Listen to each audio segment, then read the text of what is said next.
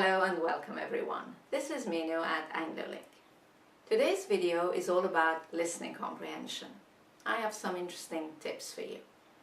This is particularly for those of you who still find it a little hard to understand native speakers, or watch television in English, or listen to the radio in English. I'll be telling you about some specific aspects of the English sound system and some speech patterns that native speakers use that can make listening in English a little bit of a challenge. By the end of this video, you will have a really good understanding of where the difficulties that you might be facing come from and what you can do to overcome them and really improve your listening comprehension. So, when you're ready, let's begin. Right. Today I'd like to share 3 keys with you that will really improve your listening comprehension of native speakers. Let's look at what these 3 keys are. The first thing is to understand what makes native speakers hard to understand.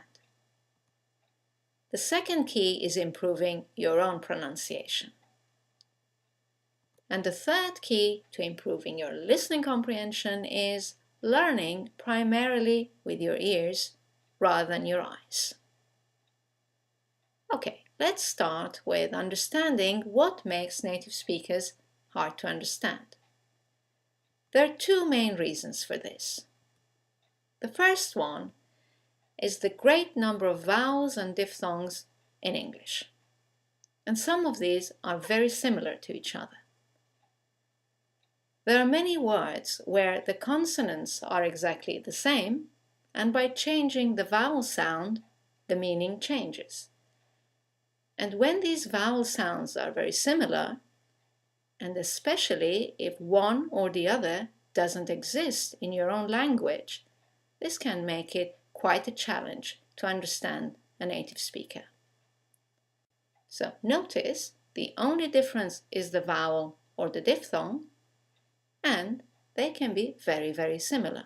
So in connected speech, they're not easy to tell apart.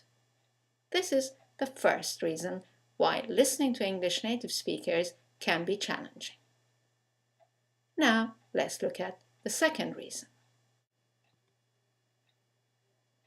The second reason is the way that native speakers shorten and link sounds. Let's give you a quick example. Look at this sentence. How is it going? You will hear from a native speaker, how's it going? There are 3 specific speech patterns that all native speakers use, and I'm going to take you through them one by one. Speech pattern number 1 is contractions, contracted verbs and negatives. You're pretty familiar with these. I'm, he's, they'll, we've, won't, can't, etc. What is important to remember is that native speakers always use these patterns when they speak, except when they want to stress a point. That is why there is a difference in tone and meaning between "Okay, I'll do it" and "I will do it. Nothing can stop me." When we use the contraction, there is no stress on the contracted form, there is no particular emotion. In the other example, when you've used the full form, "I will do it," you want to show determination. So, as using contractions is the norm rather than the exception in spoken English, I would recommend that you try and use them as much as possible yourself. Firstly, you will sound more natural, and secondly, you'll be able to hear them more easily when native speakers use them. Just be careful not to use contractions in formal writing. When you're writing a letter or a report or an article, always keep it to the full form. Keep the contractions for speaking. Moving on to speech pattern number 2. Speech pattern number 2 is called weak forms. Grammatical words such as modal verbs, possessive adjectives, prepositions, etc. are seldom fully pronounced in a sentence. The vowel in them is reduced to a shorter vowel or disappears completely. Let's look at some examples. Here we have the modal verb can.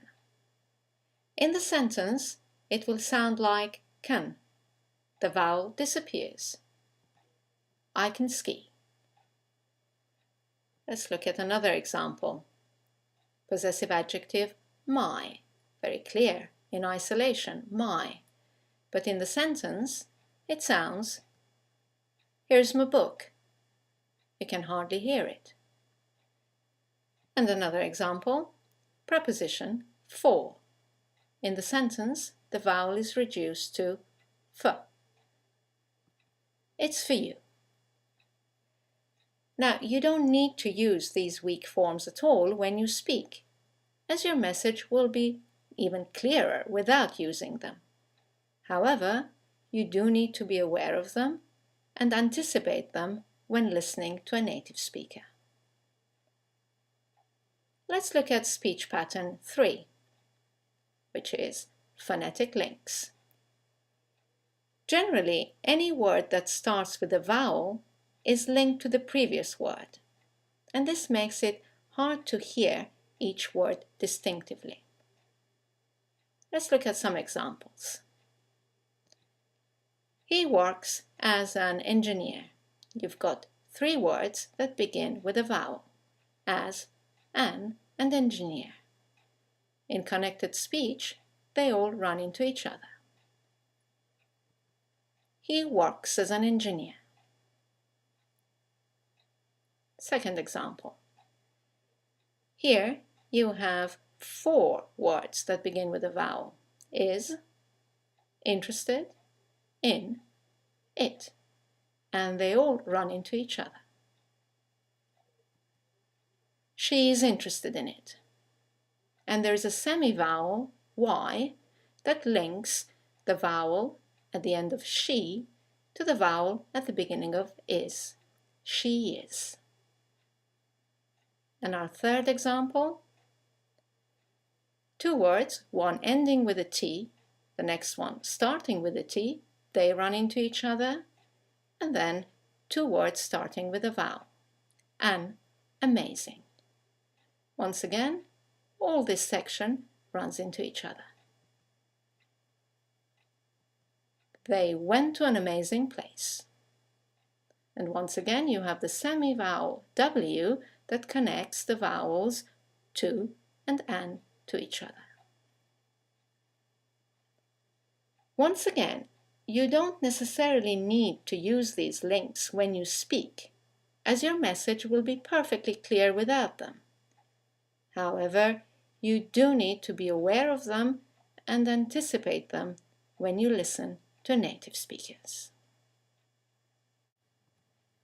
Now, often you get at least 2 of these speech patterns, sometimes even all 3, in a row in a sentence, and that is when you can feel really challenged. Let's look at an example here. He won't accept it from me. You have the contraction, won't. You have 2 words beginning with a vowel, accept and it, and you have the preposition from.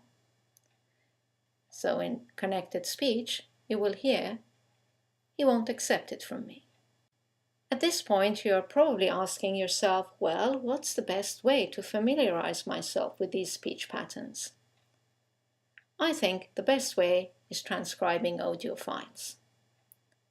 If you already have a CD of dialogues with transcripts, then listen to the dialogues and write them out, and then compare what you have written with the transcript.